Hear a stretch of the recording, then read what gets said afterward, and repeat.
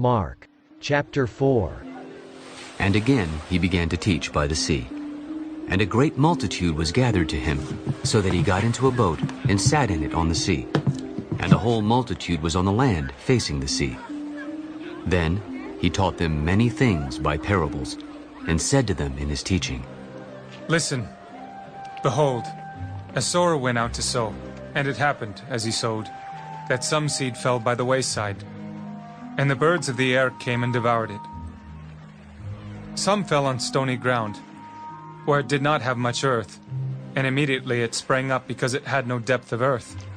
But when the sun was up, it was scorched, and because it had no root, it withered away.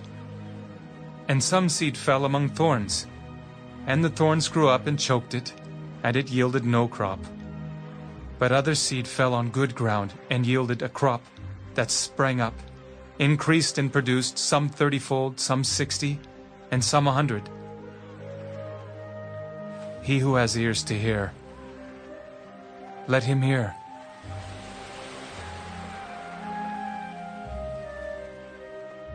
But when he was alone, those around him with the 12 asked him about the parable. To you, it has been given to know the mystery of the kingdom of God. But to those who are outside, all things come in parables, so that seeing they may see and not perceive, and hearing they may hear and not understand, lest they should turn and their sins be forgiven them. Do you not understand this parable? How then will you understand all the parables? The sower sows the word, and these are the ones by the wayside where the word is sown. When they hear, Satan comes immediately and takes away the word that was sown in their hearts. These likewise are the ones sown on stony ground, who, when they hear the word, immediately receive it with gladness, and they have no root in themselves, and so endure only for a time. Afterward, when tribulation or persecution arises for the word's sake, immediately they stumble. Now these are the ones sown among thorns. They are the ones who hear the word, and the cares of this world, the deceitfulness of riches, and the desires for other things, entering in, choke the word, and it becomes unfruitful. But these are the ones sown on good ground, those who hear the word, accept it, and bear fruit, some 30-fold, some 60, and some 100. Is a lamp brought to be put under a basket or under a bed? Is it not to be set on a lampstand? For there is nothing hidden which will not be revealed, nor has anything been kept secret, but that it should come to light. If anyone has ears to hear, let him hear. Take heed what you hear.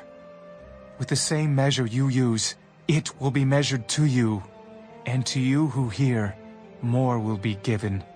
For whoever has, to him more will be given. But whoever does not have, even what he has, will be taken away from him.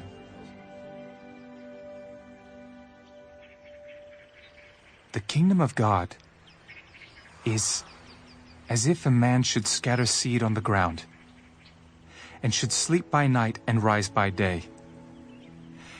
And the seed should sprout and grow. He himself does not know how, for the earth yields crops by itself. First the blade, then the head, after that the full grain in the head. But when the grain ripens, immediately he puts in the sickle, because the harvest has come. To what shall we liken the kingdom of God? Or with what parable shall we picture it? It is like the mustard seed, which, when it is sown on the ground, is smaller than all the seeds on earth. But when it is sown, it grows up and becomes greater than all herbs, and shoots out large branches, so that the birds of the air may nest under its shade. And with many such parables, he spoke the word to them as they were able to hear it. But without a parable, he did not speak to them. And when they were alone, he explained all things to his disciples. On the same day, when evening had come, he said to them, Let us cross over to the other side. Now when they had left the multitude, they took him along in the boat as he was, and other little boats were also with him.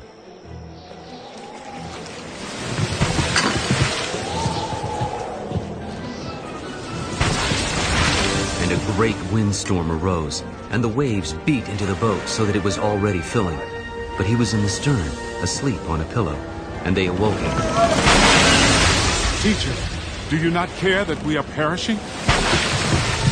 Then he arose and rebuked the wind and said to the sea, Peace! Be still!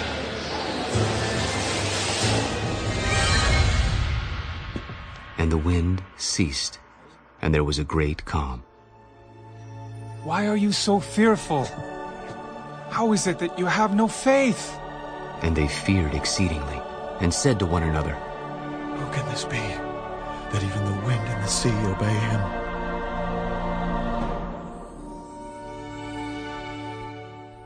Mark chapter 5. Then they came to the other side of the sea, to the country of the Gadarenes. And when he had come out of the boat, immediately there met him out of the tombs a man with an unclean spirit, who had his dwelling among the tombs. And no one could bind him, not even with chains, because he had often been bound with shackles and chains, and the chains had been pulled apart by him, and the shackles broken in pieces. Neither could anyone tame him. And always, night and day, he was in the mountains and in the tombs, crying out and cutting himself with stones. When he saw Jesus from afar, he ran and worshipped him. And he cried out with a loud voice, for he said to him, Come out of the man, unclean spirit! What have I to do with you, Jesus, Son of the Most High God? I implore you, by God, that you do not torment me. What is your name? My name is Legion, for we are many. Also he begged him earnestly that he would not send them out of the country. Now a large herd of swine was feeding there near the mountains, so all the demons begged him, Send us to the swine, that we may enter them. And at once Jesus gave them permission. Then the unclean spirits went out and entered the swine. There were about 2,000. And the herd ran violently down the steep place into the sea, and drowned in the sea. So those who fed the swine fled, and they told it in the city and in the country. And they went out to see what it was that had happened. Then they came to Jesus, and saw the one who had been demon-possessed and had the legion, sitting and clothed and in his right mind. And they were afraid. And those who saw it told them how it happened to him who had been demon-possessed, and about the swine. Then they began to plead with him to depart from their region. And when he got into the boat, he who had been demon-possessed begged him that he might be with him. However, Jesus did not permit him, but said to him, Go home to your friends, and tell them what great things the Lord has done for you, and how he has had compassion on you. And he departed, and began to proclaim in the Decapolis all that Jesus had done for him, and all marveled.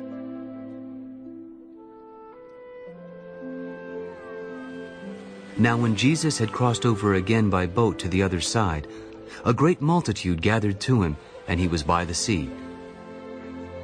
And behold, one of the rulers of the synagogue came, Jairus by name. And when he saw him, he fell at his feet and begged him earnestly, My little daughter lies at the point of death. Come and lay your hands on her, that she may be healed, and she will live. So Jesus went with him, and a great multitude followed him and thronged him. Now a certain woman had a flow of blood for 12 years, and had suffered many things from many physicians. She had spent all that she had and was no better, but rather grew worse. When she heard about Jesus, she came behind him in the crowd and touched his garment. If only I may touch his clothes, I shall be made well. Immediately, the fountain of her blood was dried up, and she felt in her body that she was healed of the affliction. And Jesus, immediately knowing in himself that power had gone out of him, turned around in the crowd. Who touched my clothes? You see the multitude thronging you, and you say, "Who touched me?" And he looked around to see her who had done this thing. But the woman, fearing and trembling, knowing what had happened to her, came and fell down before him and told him the whole truth. Daughter, your faith has made you well. Go in peace and be healed of your affliction. While he was still speaking, some came from the ruler of the synagogue's house. Your daughter is dead. Why trouble the teacher any further? As soon as Jesus heard the word that was spoken, he said to the ruler of the synagogue, Do not be afraid, only believe. And he permitted no one to follow him, except Peter, James, and John, the brother of James. Then he came to the house of the ruler of the synagogue, and saw a tumult and those who wept and wailed loudly. Why make this commotion and weep? The child is not dead, but sleeping. And they ridiculed him. But when he had put them all outside, he took the father and the mother of the child and those who were with him, and entered where the child was lying. Then he took the child by the hand. Talata kumi. Which is translated, Little girl, I say to you, arise. Immediately the girl arose and walked, for she was 12 years of age, and they were overcome with great amazement. But he commanded them strictly that no one should know it, and said that something should be given her to eat.